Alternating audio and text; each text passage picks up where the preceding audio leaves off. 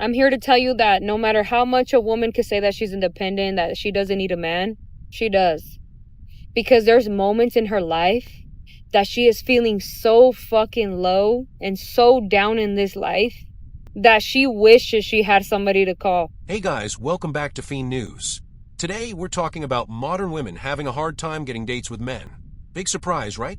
Don't forget to share your thoughts in the comments, and let's get straight into the video. I'm a real man. I'm a provider. I want a wife. I want kids. I want da da da da da. Okay, that's cool. That's actually exactly what I'm looking for. Okay, cool. Let's play house for a little bit.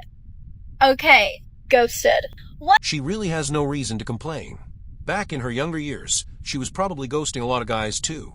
Let's be honest. I'm so done with dating. I'm so done with casual dating. I'm so done with trying to find the love of my life. Like, bro, I'm 30 years old. I'm 30 years old. And these men in 2026 are not doing it for me.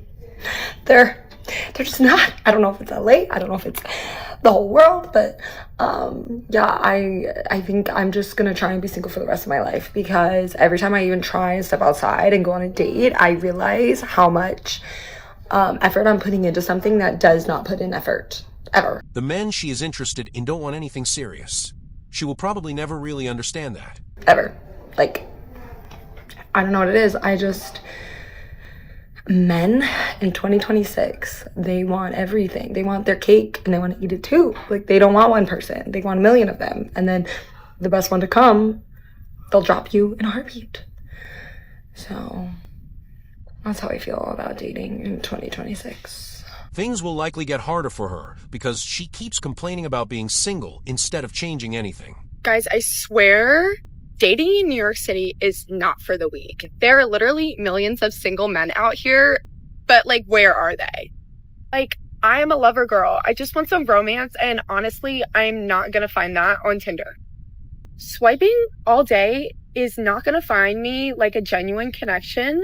I did find this one called Hunch. It's more like personality based, so I might try that one out. I'll let you guys know how it goes, because I'm just trying to find some genuine love. Saying openly that she's a lover girl makes it seem like she might be trying to hide something. That's what I think. The number one thing that confuses me about dating right now is that it feels like a lot of guys like me, but they don't want me. Like, they're physically attracted to me. They might like talking to me. They like all my stories and everything on Instagram.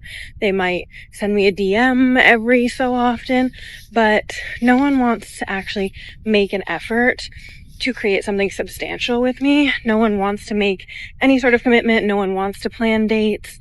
And I feel like I'm in such a weird period. That phase is often called hitting the wall. It's something that's happening to a lot of modern women in their 30s. Sorry, there were people, but it just feels like I'm in a weird holding period with a lot of these guys who are definitely breadcrumbing me, stringing me along, making me think that they're eventually going to make an effort. I just have to give it time, and I can't rush anything. There was one certain guy that we had been on 2 dates. They went really well. We were talking, we were FaceTiming, and I tried to plan a third because he hadn't yet, and it had been 2 weeks since we had seen each other. So I tried to plan a third, and he told me that he thought I was forcing it, and he was like, it'll just happen, let it happen, like, when we can see each other. I'm like, plans just don't happen out of thin air. Someone has to plan it, and clearly you're not. So I was told I was forcing it. So I don't know, it's very confusing to be liked by many but wanted by none, and it's kind of sad. He was basically trying to tell her he wasn't interested in dating her. She just doesn't understand it. Many women don't want to accept that some men aren't interested in a serious relationship with them, and they struggle to see that. Did you know that 78% of men don't approach women anymore? Here's why that's your advantage. Fear of rejection, fear of looking awkward or desperate, which means if you're the one guy who walks up, introduces himself, and could hold a conversation, you're not competing with anyone. So no, hot girls are not used to being approached. In fact, they are waiting on it. Comment approach for my comprehensive guide on how to master the approach like a natural. Those kinds of women don't want average men approaching them. That seems pretty obvious. The next man I date, I expect a non-refundable deposit fee. Because I am so sick of playing these games. If I ain't gonna get nothing out of it, I'm gonna get something. I expect a deposit fee. Also, an application. I expect an application to be filled out. with references, not your mommy and your daddy, and not your sister and your brother, and not your best friend. You better find somebody else. Asking for a non-refundable deposit is something that is often associated with the world's oldest profession. This is so cringe to talk on the internet, but I have to get this out. Why is it that, like, you have a type? This is only going to be for a certain amount of people. You have a type, right? Your type is not good for you. You cannot have your type because your type is probably just your nervous system, what it's used to, and that shit's unhealthy as fuck. So, like, my type, in and out of jail, like, they might as well just pay the jail fucking rent because they got a cot waiting for them every other month. She tends to be attracted to bad boys because they bring excitement into her life, and she mistakes that feeling for love. It's actually kind of funny. You know what I mean? Like, that is my type. They always are just little not okay. But then people are like, oh, we'll try dating outside of your type. But then I'll try to date guys that are like wholesome and like normal and then I sit with them and I'm like, I feel like I'm either intimidating you or I don't respect you for some reason. Like, what's that about? Like, and so I don't know, man. It's been 6 months, no dating, no talking stage, no DMing anybody, like just genuinely She finds good men boring. That's why she doesn't really respect the good men she dates. traveling. Every single month I've been going to a new state or a new city or something, just traveling. But now I'm at a point where I'm like, I really am losing connection with other people because I'm so isolated. I'm so alone. And so I have my girlfriends, right? And they're like, well, why don't you start dating again? Just to like meet people. It doesn't need to be that deep. Like, it just go out, meet people. This is really bothering me, but whatever. You don't really need to like, it doesn't need to be that deep, but like, I don't know. Then it's like, am I wasting their time? Like, dating is stressful. If someone is only attracted to people with criminal behavior, dating can feel pointless. And at that point, it might seem better for everyone to just stop dating altogether. I couldn't help but to say that low quality men are the ones that blame the women the most. The ones that lack accountability, the ones that lack responsibility, lack communication, lack mutual effort. Because tell me if I'm wrong. A woman that loves a man so much does not just give up just like that. She keeps on trying until she can no longer tolerate the disrespect, the lack of accountability, the lack of communication, and the lack of mutual effort. She's wrong here. It seems like she's accusing men of doing the same thing she actually does herself. I think I've gotten stood up because I was supposed to go on a date tonight and I drove 40 minutes to this man's place and he texts me 10 minutes as I'm driving and he goes, oh, I'll let you know when to come because I'm talking to my family right now. Like, he was calling his family. And I was like, oh, that's fine. Like, I arrived and I was like, oh, okay, he'll just be on call with his family for a bit. Like, no. If a guy says he's on a call, that doesn't mean you should assume everything is confirmed or set. 30 minutes fucking later, no text, no call, like, nothing after I say, oh, oops, I arrived early. He said, ha ha ha, for fuck's sake, I'm by the water. So I parked near the water, can't see this man. And, like, at all, like, mind you, like, there's a lot of fucking water, so he could be anywhere. And, It's pretty clear the guy is annoyed with her at this point. She doesn't seem to be picking up on the hint at all. 30 minutes goes by. No response. I text him and I say, I say like, okay, this is like kind of ridiculous now. Can you text me back? And then nothing. Mind you, at this point, I was just like, you know what? I'm gonna stick this shit out because I wanna literally rage.